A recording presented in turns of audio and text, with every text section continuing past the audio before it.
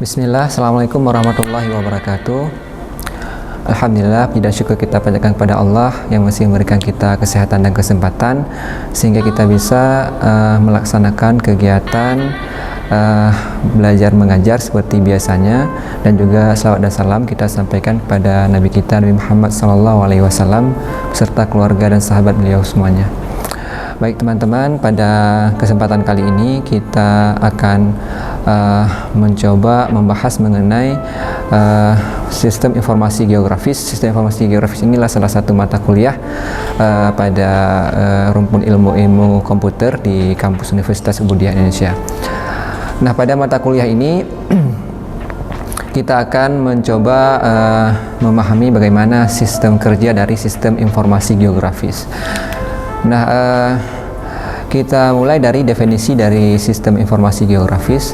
Nah, pada dasarnya sistem informasi geografis ini sering disingkat dengan istilah SIG ya, atau dibaca dengan SIG ya, yaitu sistem informasi geografis.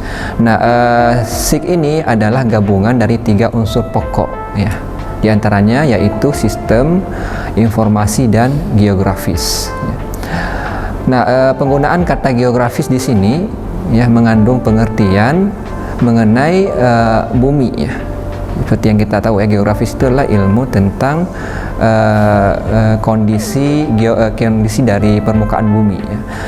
Nah, jadi penggunaan kata geografis ini merujuk ke suatu hal mengenai bumi ya, baik dari sisi 2 dimensi atau 3 dimensi.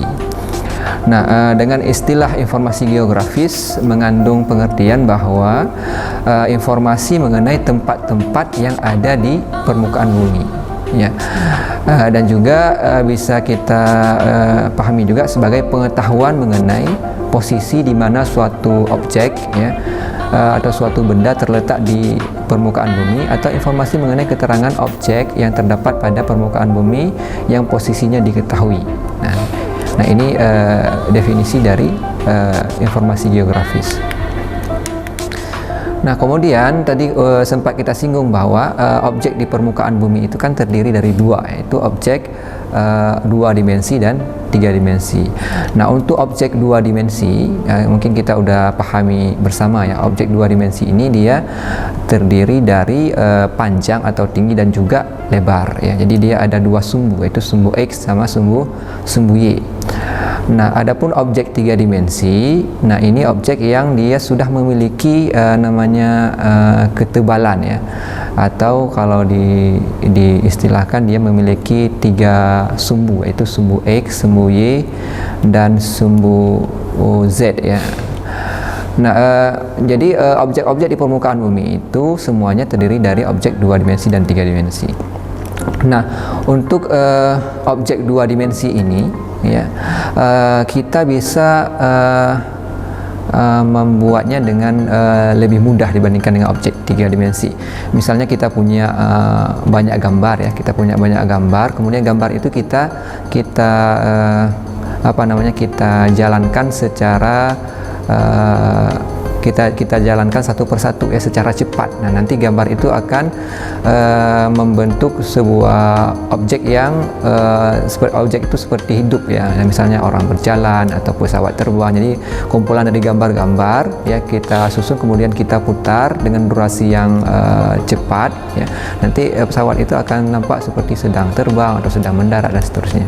Itu untuk objek 2 dimensi. Sedangkan objek 3 dimensi, ketika kita ingin membuat sebuah objek 3 dimensi ini lebih sulit, karena kita membutuhkan sebuah software atau sebuah perangkat lunak untuk kita bisa membuat objek 3 dimensi tersebut. Nah, kalau kita lihat sejarah dari sistem informasi geografis ini, di Indonesia pertama diperkenalkan itu tahun 1972 ya, dengan nama Data Bank for Development ya. Ini nama asal dari sistem informasi geografis, di penyebutan nama sistem informasi geografis awal mula di Indonesia ya, pada tahun 1972. Nah, kemudian istilah sistem informasi geografis ini sekarang ini setelah dicetuskan oleh General Assembly ya, dari International Geographical Union di Ottawa, Kanada pada tahun 1967. Istilah awal mula ini disebut dengan CGIS ya, Canadian Geophysics Canada. Nah, itu awal mulanya. CGIS ini digunakan untuk menyimpan, menganalisa dan mengolah data yang dikumpulkan untuk inventarisasi tanah di Kanada waktu itu ya. Nah, itu awal mula sejarah perkembangan SIG di Indonesia dan juga di internasional ya, di luar di mancanegara. Nah, sejak saat itu sistem informasi geografis berkembang di beberapa benua ya, terutama di benua Amerika ya, Eropa, Australia, dan benua Asia. Nah, dalam sejarahnya penggunaan SIG modern seperti yang kita rasakan saat ini ya, kita sudah mengetahui semua bahwa sekarang ini perkembangan aplikasi SIG ini sudah sangat berkembang pesat ya. Di dalam kehidupan kita aja kita tidak terlepas dari sistem informasi geografis, misalnya yang udah kita pakai sekarang seperti Google Map ya, kemudian Gojek, Grab, dan yang lainnya. Nah, kalau kita lihat dari subsistem dari sistem informasi geografis ini ya, bisa teman-teman lihat semuanya. Pada slide di sini ada beberapa komponen ya, dari sistem informasi geografis. Yang pertama ada komponen input. Nah, komponen input ini dia berupa data input ya. Data input itu ada banyak ya, bisa tabel, bisa laporan, bisa pengukuran lapangan, bisa peta, tematik, topologi, bisa juga foto udara ya, bisa foto satelit ya, dan data-data lainnya. Itu semua sebagai data input ya. Kemudian bagian kedua yaitu storage ya, atau data manajemen. Nah, pada storage ini ada namanya basis data atau tempat dilakukan penyimpanan dan pengolahan data. Jadi data yang sudah diinput nanti kemudian dimasukkan ke dalam basis data untuk diolah ya, untuk diproses, untuk dikelola dengan teknik-teknik tertentu untuk menghasilkan sebuah informasi geografis ya. Nah, itu bagian kedua. Nah, bagian ketiga ada namanya output. Nah, output ini adalah hasil ya, atau informasi yang dihasilkan dari proses pengolahan data pada bagian storage tadi ya, atau bagian data manajemen. Nah, output ini bisa dalam bentuk tabel ya, bisa dalam bentuk peta ya, bisa dalam bentuk laporan atau soft copy dan yang lainnya. Nah, itu tadi kita udah bahas ya, pengertian dan definisi dari sistem informasi geografis beserta subsistem geografis itu di dalamnya ada apa saja. Jadi ada 3 komponennya.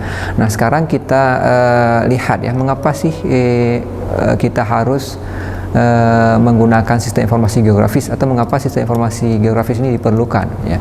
Yang pertama alasannya karena sistem informasi geografis ini sangat efektif ya untuk membantu proses pembentukan ya, pengembangan dan juga perbaikan peta yang telah dimiliki penuh ya, dengan kesan visual ya. Jadi kalau peta analog atau peta yang kita lihat sekarang pada media kertas itu kan petanya masih belum ada kesan visual ya, dia masih dalam bentuk kertas, kemudian di situ ada garis-garis, simbol ya, arsiran-arsiran wilayah dan informasi-informasi wilayah dan seterusnya ya. Tapi kalau kita sudah menggunakan sistem informasi geografis, maka peta analog tadi ini ya, peta dalam bentuk hard copy ya, atau dalam bentuk-bentuk lainnya yang masih belum terdigitalisasi ya, belum tersentuh dengan teknologi sistem informasi geografis, maka kesannya masih kurang lengkap ya informasi yang bisa disajikan. Tapi kalau misalnya kita sudah menggunakan sistem informasi geografis, maka petanya itu nanti akan memiliki kesan visual. Jadi di situ nanti bisa muncul informasi-informasi tertentu. Kita klik di objeknya nanti akan memperlihatkan misalnya informasi dari objek tersebut ya, misalnya luasnya, kemudian bentuk-bentuk objek yang ada di daerah itu ya, kemudian informasi-informasi lainnya yang memiliki kesan visual ya, dan bisa menyajikan informasi yang lebih lengkap gitu, dan juga bisa lebih interaktif ya dibandingkan dengan peta analog tadi. Nah, kemudian sistem informasi geografis ini juga bisa digunakan sebagai alat bantu utama yang bersifat interaktif ya, seperti yang kita bahas tadi ya, di dalam usaha untuk meningkatkan pemahaman, pembelajaran dan pendidikan mengenai ide atau lokasi, ruang dan kependudukan unsur geografis yang terdapat di permukaan bumi. Jadi sistem informasi geografis ini juga bersifat interaktif, artinya dengan kita menggunakan sistem informasi geografis ini kita bisa memudahkan dalam pemahaman atau pembelajaran kepada peserta didik ya tentang objek-objek atau unsur-unsur geografis yang ada di permukaan bumi. Jadi dengan sistem informasi geografis ini kita bisa mengetahui misalnya di Surabaya itu bandaranya itu posisinya di mana gitu. Kemudian di bandara itu ada objek-objek apa saja ya. Bagaimana kondisi cuaca di sana ya, padahal kita misalnya lagi berada di Aceh ya, tapi kita bisa mengetahui objek-objek yang ada di permukaan bumi di wilayah-wilayah yang lain. Jadi sistem informasi ini sangat membantu sekali bagi dunia pendidikan untuk meningkatkan kepahaman dan pembelajaran kepada peserta didiknya ya. Nah, ini bagian pertama yang akan kita bahas yang sudah kita bahas di sini. Selanjutnya kita akan masuk ke bagian kedua. Nah, setelah pesan-pesan yang akan lewat berikut ini.